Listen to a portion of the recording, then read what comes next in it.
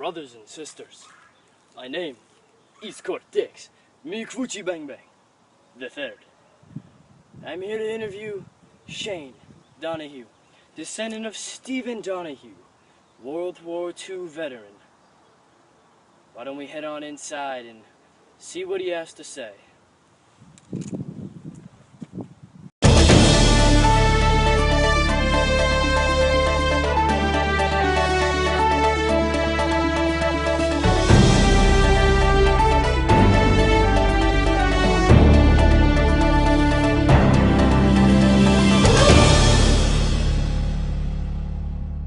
What made him want to join the war? What made my grandfather want to join the war was all of his friends and neighbors were joining the war, and he thought it was the right thing to do. He saw all the posters about, like, why aren't you in the war? You should be there. The Uncle Sam posters, saying that he needs to join the war, and he felt guilty if he didn't. So how long did he serve in the war? He served for only 2 years because he was released after they found out he had a glass eye, because as a child he was hit. Someone threw a rock and hit him in the eye, and he became blind in that eye. That's tragic, really tragic.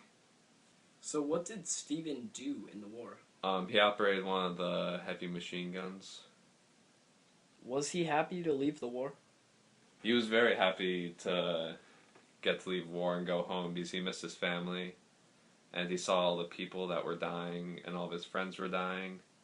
And operating the heavy machine gun, he had to kill a lot of people, and he didn't like doing that. Is he still with us today? He's not still with us today. He actually died of a heart attack at 56. Unluckily, I never actually got to meet him.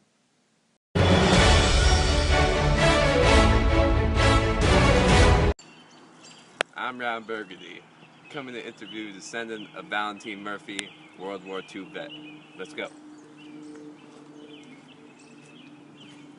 What war did Valentine fight in?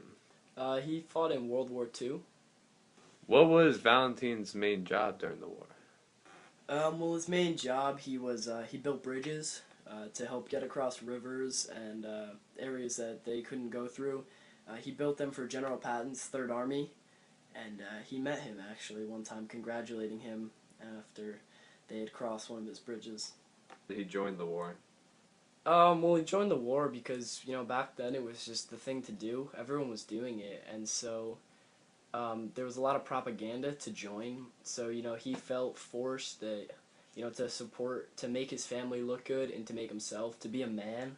He felt that he had to join the war in order to live up to what the man standards were back then. Well, how long did he serve for? He served for 3 years. And then he realized that, the war, it just wasn't really for him. He served his time. He did a lot. He helped out a lot there, and so he felt he was done. Are there any stories that Valentine may have shared with you that you would like to share with us? Oh, well, actually, Ron Burgerndy, I have some, before my pop passed, he shared some really special stories with me that are actually quite comical, and I have them recorded. I'd like to share them with you. They took one look at it, gave me a sort of whiskey, and sent me back to the base hospital. That was medical treatment during the war. Yeah. Yeah. So I'm not sure exactly where we were when this happened, but I ended up back in Luxembourg.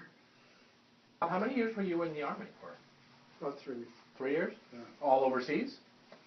Well, the first year was here in training. Almost 3 years overseas. Wow.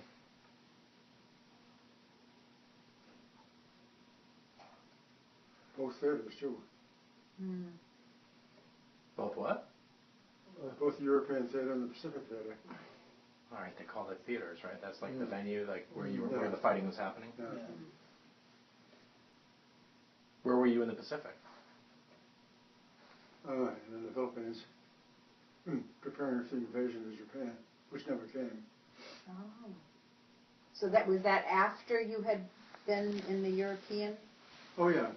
Yeah, that was the end of Yeah, we got on a banana boat in Manila and sailed across the Atlantic through the Panama Canal and across the Pacific.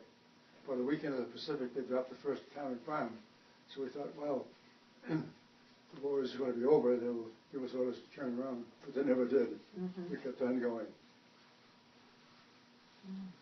But fortunately, we never had to invade Japan. Yeah. And then did you get called up again for the Korean War too, or? Yeah, and then he did a little jog around the neighborhood, get your blood pressure going. You didn't want to go? No, he had a By that time family I by had- then. Sure, I had. Was Uncle Scott born at that Yeah, point? Yeah. Scott was born.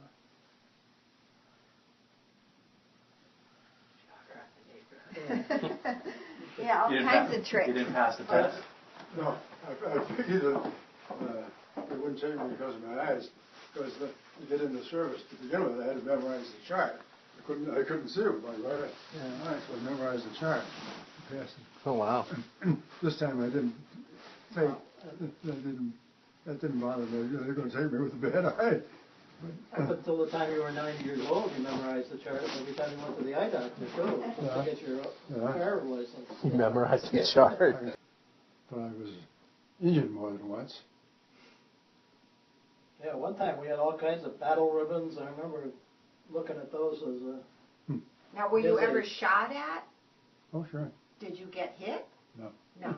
Got blown up by a mine, but other than that, I wasn't Oh, hit. By a what? A mine. landmine. Just got blown up on mine. Did you guys drive over it? Yeah.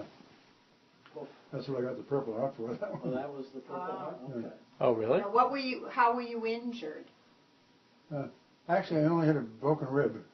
Oh. A couple of broken ribs. Oh, you were sent home as a result of that, No. too? No? I didn't even know I had a broken rib till No, they gave him sometime more later. whiskey. They Oh, gave him fun. more whiskey. Another shot of whiskey. Another shot of whiskey, go back and work. Fix the bridge. Yeah. Because we were in a weapons carrier, and that has no. That was wide open. So I'm sure it was an anti-personnel mine that got blew up. I